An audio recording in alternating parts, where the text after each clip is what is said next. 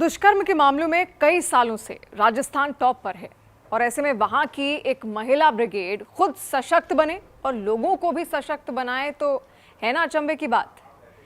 क्या घुमंतु और अर्ध घुमंतु समुदाय जिनका ना कोई ठौर ना कोई ठिकाना, उनको भी बनाया जा सकता है सशक्त? सवाल यह भी है कि रेगिस्तान की रेत से निकलकर देश के सबसे बड़े राष्ट्रीय मंच तक आखिर ये महिला ब्रिगेड पहुंची कैसे? लेडीज एंड जेंटलमैन, अगर मैं आपसे पूछूं कि नारी सशक्तिकरण का असली मतलब क्या है तो आपका जवाब क्या होगा? कईयों के पास जवाब होगा ही नहीं।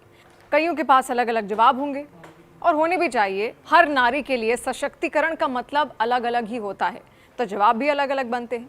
पर मेरा यानी कि संस्कारी नारी करने वाली मैं शिवानी, मेरा ये मानना है कि नारी का सशक्तिकरण उसके सशक्तिकरण के साथ साथ समाज के सशक्तिकरण के साथ भी जुड़ा हुआ है।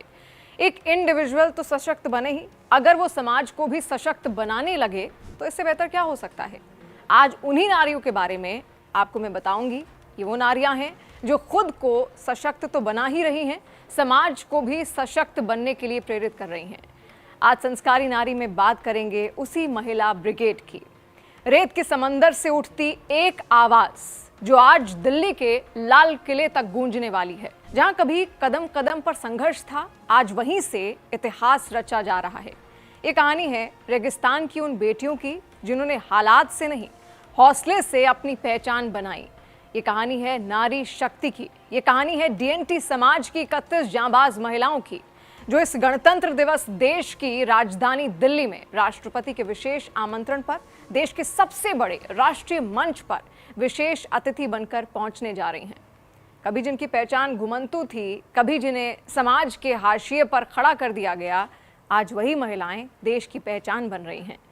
राजस्थान का बाड़मेर, रेगिस्तान की तपती धरती, जहां सूरज भी इम्तिहान लेता है और जिंदगी हर दिन चुनौती बनकर सामने खड़ी हो जाती है। उसी धरती से निकली हैं ये 31 महिलाएं, डीएनटी यानी डी नोटिफाइड ट्राइब्स समुदाय से आने वाली ये बेटियां, घुमंतु और अर्ध घुमंतु समाज की वो महिलाएं जिन्होंने ना कभी बड़े सपने देखे, आज़ादी पाई और ना ही कभी सोचा था कि एक दिन राष्ट्रपति के बुलावे पर दिल्ली भी जाएंगी, गणतंत्र दिवस के मुख्य समारोह में देश की मेहमान बनेंगी। और यही है असली नारी सशक्तिकरण, असली संस्कारी नारी। ये सिर्फ एक यात्रा नहीं, बाड़मेर से दिल्ली तक ये यात्रा है अनदेखे से पहचाने जाने तक, अनसुने से सम्मानित होने तक। इन महिलाओं का चयन हुआ है भारत सरकार की सीड परियोजना के तहत, एक ऐसी पहल जो सिर्फ योजनाओं की फाइलों में नहीं, जमीनी हकीकत में बदलाव ला रही है। सुशिया, गीता, नंदा, संतोष, डाली और ऐसी ही 31 कहानियां। हर नाम के पीछे एक संघर्ष है, हर चेहरे पर आत्मविश्वास और हर आंख में गर्व की चमक। सांसियों का तला एक गांव है। इस गांव की नंदा सांसी कहती हैं, हम घुमंतु हैं, अर्ध घुमंतु समाज से आते हैं। कभी सोचा भी नहीं था कि राष्ट्रपति के बुलावे पर दिल्ली जाकर गणतंत्र दिवस समारोह में विशेष अतिथि बनेंगे। ये सिर्फ हमारा नहीं, पूरे डीएनटी समाज का सम्मान है। राष्ट्रपति जी के सानिध्य में जो दिल्ली में प्रोग्राम हो रहा है, वहाँ पर जाने की हमें बहुत खुशी है। जो समाज आज तक नज़रों में नहीं था सरकार के या किसी औरों के, वो आज सबके नज़रों में आया और हमें वहाँ जाने का मौका मिल रहा है और हमारे लिए बहुत खुशी की बात है। पहली बार इतना गौरवान्वित महसूस हो रहा है और बहुत खुशी हो रही है जाने की कि हम लोगों पर भी ध्यान दिया गया। और महिला मंडल बाड़मेर आगोर का और सरकार का बहुत बहुत धन्यवाद करना चाहूँगी इसके लिए। लगभग 31 महिलाएं जा रही हैं, रिप्रेजेंट कर रही है इसको। इसके लिए मुझे बहुत खुशी हो रही है। बहुत अच्छा लग रहा है कि लोगों ने हम पर भी ध्यान दिया कि हम भी समाज का कोई हिस्सा है।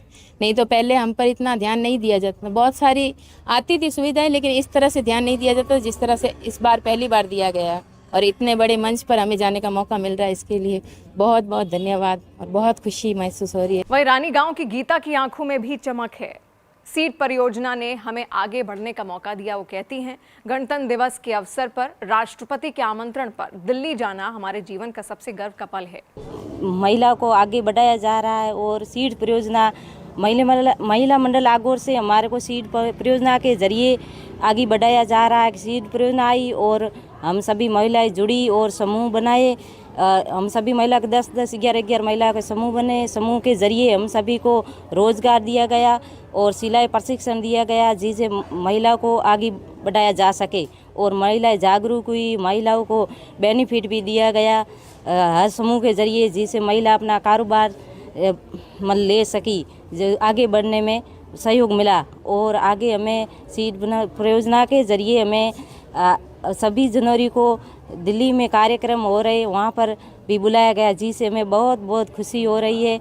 और हमारे परिवार और गांव वाले भी बहुत खुशी है कि महिलाओं को आगे जाने का मौका मिला और आगे हम सभी बहुत बहुत खुश हैं। ये सिर्फ शब्द नहीं है, ये उस पीढ़ी की आवाज़ है जो पहली बार खुद को बराबरी की कतार में खड़ा देख रही हैं। सोचिए, जो महिलाएं कभी पहचान के लिए तरसती थीं, आज वही महिलाएं राष्ट्र की शान बन चुकी हैं। ये महिलाएं महिला मंडल बाड़मेर आगोर से जुड़ी हुई हैं, जहां सिर्फ योजनाएं नहीं, संभावनाएं गढ़ी जाती हैं। सालों से ये महिलाएं सामाजिक सशक्तिकरण, आजीविका, आत्मनिर्भरता और सामुदायिक नेतृत्व में खामोशी से क्रांति कर रही थी और आज उस क्रांति को राष्ट्रीय पहचान मिल रही है। महिला मंडल बाड़मेर आगोर के प्रबंधक आदिल खान ये कहते हैं कि सीड परियोजना से जुड़ी महिलाओं ने आत्मनिर्भरता और सामाजिक सहभागिता की मजबूत मिसाल पेश की है। गणतंत्र दिवस पर डीएनटी समुदाय की 31 महिलाओं का मुख्य समारोह में विशेष अतिथि बनना हम सबके लिए गर्व की बात है। तो परिवार जो वर्ष इतिहास के एक अलग कोने में विराजित है और वहाँ पर उनका ध्यान देने वाला कोई नहीं था, लेकिन भारत सरकार ने स्वयंसेवी संस्थाओं के माध्यम से उन महिलाओं तक उनके डेवलपमेंट, उनके एजुकेशन, एम्प्लॉयमेंट को लेकर जो काम शुरू किया, उसके तहत बाड़मेर में, बीकानेर और जैसलमेर में जो अच्छा काम हो, उसके तहत भारत सरकार ने यहाँ की 31 महिलाओं को दिल्ली में गणतंत्र दिवस के विशेष अतिथि के रूप में आमंत्रित किया है। और मुझे बहुत खुशी है कि इतिहास का जो पन्ना जो नेगेटिव था वो पॉजिटिव में बदलेगा और इन बहनों को आगे आने का एक मौका मिलेगा। मैं राष्ट्रपति जी को और प्रधानमंत्री जी को धन्यवाद देना चाहता हूँ। बाड़मेर की मीडिया के माध्यम से कहना चाहता हूँ कि ये जो प्रयास है वो ग्रास रूट लेवल पे दिखे हैं, तभी जाके इन बहनों को आगे आने का मौका मिला। और इस तरह से अगर सरकार कोशिश करती रही, अच्छी योजना इनको ग्रास रूट पे लाती रही, तो ये घुमंतु परिवार भविष्य में एक अच्छी स्टेप पे आगे बढ़ सकेंगे। अब आपके मन में सीड परियोजना के बारे में जानने की इच्छा भी हो रही होगी, तो आपको बता दें, सीड परियोजना के बारे में भारत सरकार की एक दूरदर्शी पहल है, जिसका उद्देश्य है डीएनटी, घुमंतु और अर्ध घुमंतु समुदायों को सिर्फ सहायता नहीं, सम्मान देना, इन्हें मुख्य धारा से जोड़ना, अधिकारों के प्रति जागरूक करना, आजीविका के अवसर देना और सबसे जरूरी आत्मसम्मान के साथ जीने की ताकत देना। और जब महिलाएं आगे बढ़ती हैं तो सिर्फ परिवार नहीं, पूरी पीढ़ियां बदलती हैं। ये 31 महिलाएं आज सिर्फ अतिथि नहीं हैं, ये प्रतीक हैं नए भारत की सोच का। एक ऐसा भारत जहां पहचान जन्म से नहीं, हौसले से तय होती है, जहां रेगिस्तान की बेटियां भी दिल्ली के मंच पर देश का तिरंगा गर्व से देख सकती हैं। इस गणतंत्र दिवस जब कर्तव्य पथ पर परेड होगी, जब संविधान की शान दिखाई जाएगी, तब दर्शक दीर्घा में बैठी होंगी रेगिस्तान की वो बेटियां जिनकी कहानी आज लाखों महिलाओं के लिए प्रेरणा बन चुकी है। क्योंकि जब नारी आगे बढ़ती है तो राष्ट्र मजबूत होता है और यहीं से खत्म नहीं होती ये कहानी, यहीं से एक नई शुरुआत होती है।